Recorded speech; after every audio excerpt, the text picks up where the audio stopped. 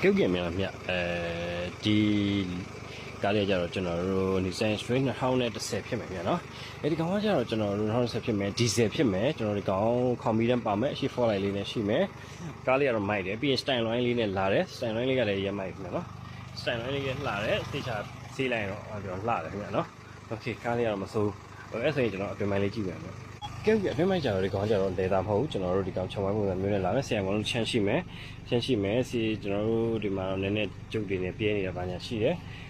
ဒီ lucky လေးပဲဖြစ်မယ်ဟုတ်ကဲ့ကီလို3သိန်းကျော်မယ်ကီလို3သိန်းကျော်မယ်နောက်လိုက်ဒီဖြစ်မယ်ဒီ4ရှိမယ်โอเคနောက်ဖက်လေးပါမြတ်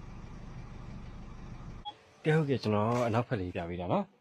โอเคနောက်ဖက်လေးပြပေးတာပါကဲဟုတ်ပြီအဲ့ဆိုရင်ဒီကောင်လေးကြတော့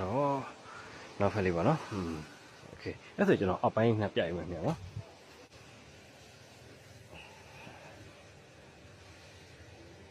ကဲဟုတ်ကဲ့မြတ်အခုလိုကြည့်ရှုပြီးလို့အထူးကျေးဇူးတင်ပါတယ်မြတ်